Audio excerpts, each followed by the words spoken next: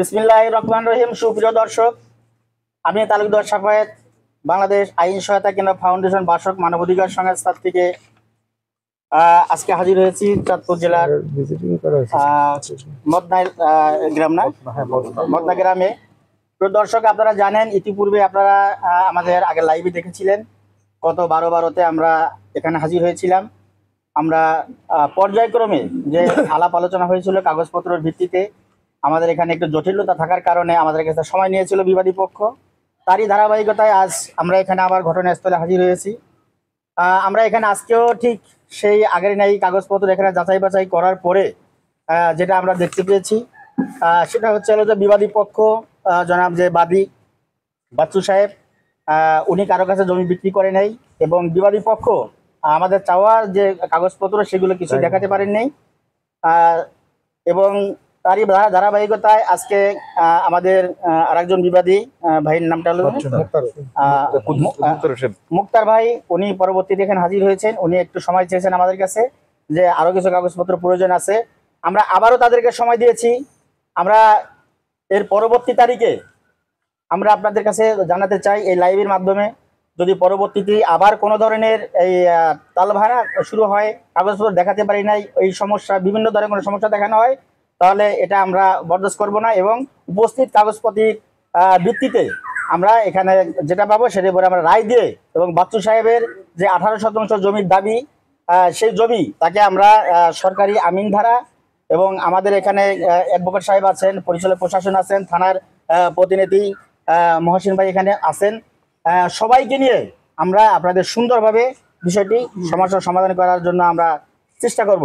প্রিয় দর্শক, আমি আমার বক্তব্যের শেষে আমি ধন্যবাদ জানাই চাঁদপুর জেলার মাননীয় ডিসি মহোদয়কে, যাদেরকে আমরা অবগত করে থাকি, মাননীয় এসপি মহোদয়, মাননীয় অফিসার ইনচার্জ চাঁদপুর সদর থানা, এবং সবচেয়ে জায়গায় কৃতজ্ঞতা জ্ঞাপন না করলেই হয়, তিনি হচ্ছেন আমাদের মহসিন ভাই। উনি আমাদের আজকে সার্বিক সহযোগিতা করেছেন এবং পরিশেষে আমাদের অত্র সংস্থার সম্মানিত চেয়ারম্যান জনাব সাগরিকা ইসলাম ম্যাডাম এবং প্রতিষ্ঠাতা পরিচালক মণিমোহন বিশ্বাস দাদা সহ সমগ্র বাংলাদেশের প্রশাসনদেরকে আমরা ধন্যবাদ জানিয়ে আজকে আমাদের এখানে সভা সমাপ্তি করছি। আসসালামু আলাইকুম রহমতুল্লাহি ওয়া বারাকাতুহু। আমি প্রিয় দর্শক, আমি একটু আরেকটু কথা বলতে চাই এখানে।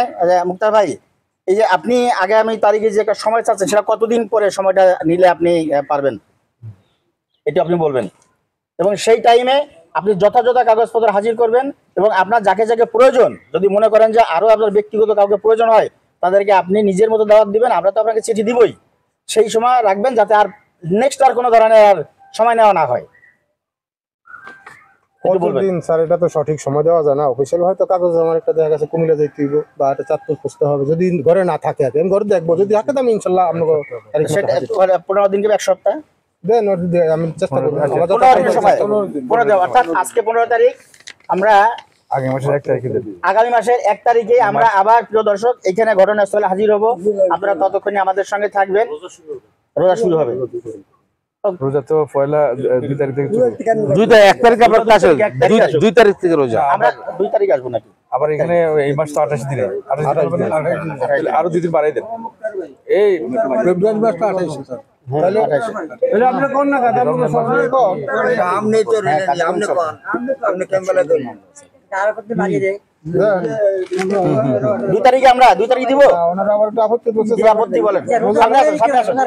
রোজার পরে কয় ঈদের পরে দেন, ঈদের পরে দেন, হ্যাঁ ঈদের পরে দেন, ঈদের পরে দেন। রোজার মধ্যে সবাই তো আমরা আপনাদের জন্য, আমরা নির্যাতিত নিপীড়িত ভাই বোনদের পাশে সর্বক্ষণ, আমাদের কষ্টের কোনোই নেই।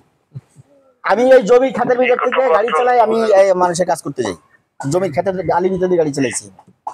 আসলে সামনে রোজা থাকার কারণে আমরা, তাহলে কি আমরা রোজার পরেই আমরা দর্শক, আমরা ঈদের 2 দিন পরে আমরা আবার আপনাদের ঘটনাস্থলে হাজির হব ইনশাআল্লাহ। আপনারা ততক্ষণ আমাদের সঙ্গে থাকুন এবং আপনারা আমাদের জন্য দোয়া করুন। এই সময়ের মধ্যে এই সময়ের ভিতরে অনেক বড় সময় দেওয়া হয়েছে, সবাই কমপ্লিট করবেন। আপনাদের কত লং টাইম দেওয়া হইলো, ঠিক আছে? ওই দিন আর কেউ কোনো বিশৃঙ্খলা সৃষ্টি করার চেষ্টা করবেন না, সবাই চেষ্টা করবেন যাতে বিষয়টা সুষ্ঠু সমাধান হয়। এখানে যারা স্থানীয় প্রতিনিধি আছেন, সাবেক মেম্বার সাহেব আছেন, এখানে উপস্থিত আছেন, এখানে সবাই আমার বাবার সমতুল্য বললায় আমাদের কথার ভিতরে যদি কারো কোনো ধরনের ভুল ত্রুটি হয়ে থাকে আপনারা আমাদের ক্ষমা দৃষ্টিতে দেখবেন এবং আপনাদের সকলকে আমরা যথাযথ সম্মান দেখিয়ে এবং সম্মান দেখেই আজকের বক্তব্য শেষ করছি। আসসালামু আলাইকুম রহমতুল্লাহি ওয়া বারাকাতুহু।